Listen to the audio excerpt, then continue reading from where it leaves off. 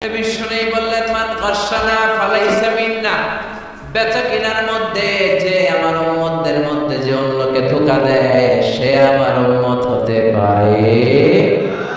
ধোঁকাবাজির ব্যবসা বাংলাদেশে আছে না নাই?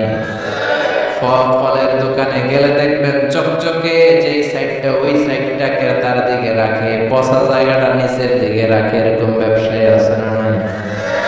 বিশ্বনবী মদিনার বাজারে গমের দোকান পরিদর্শন করতে গেলেন, যে দেখলেন গমের স্তূপ। বিশ্বনবী গমের ভিতরে হাত ঢুকায় দিলেন। উপরে দেখা যায় শুকনা গম, ভিতরে দেখা যায় ভিজা গম। বিশ্বনবী বললেন মান গাশানা ফালাইসা মিন্না, যে আমাদেরকে ধোঁকা দেয় সে আমাদের উম্মত নয়। The person who deceives us is not among us. যে আমাদেরকে ধোঁকা দেয় সে আমাদের উম্মত হতে পারে। চিল্লায় বলেন উম্মত হতে পারে। এজন্য এই ধোঁকাবাজি করে কোনো ব্যবসা করা যাবে? জোরে বলেন। আর সুদের সাথে আমাদের কোনো সম্পর্ক? চিল্লায় বলেন সম্পর্ক। সুদকে ধ্বংস করে দিবে কে? আর ব্যবসায় বরকত ঢুকিয়ে দিবে কে? বরকতে বিশ্বাস করেন তো? বিশ্বাস করেন?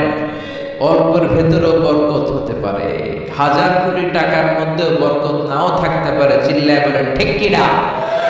এজন্য আজ থেকে সুদের সাথে আমাদের কোনো সম্পর্ক নেই। আমরা ব্যবসা করব মুশারাকা সিস্টেমে, মুদারাবা সিস্টেমে, মুরাবাহা সিস্টেমে ব্যবসা করব। অল্প প্রফিট হলো এটার মধ্যে বরকত দিবে কে? আর জোরে বলেন কে? আর সুদের ব্যবসা করবেন না তো? কারা কারা আজকে থেকে সুদের কোন ব্যবসার সাথে জড়িত থাকবেন না? দুই হাত উঁচু করে আমার আল্লাহর দেখা।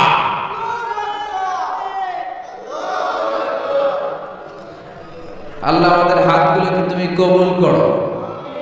চিল্লায় পড়েন আমিন।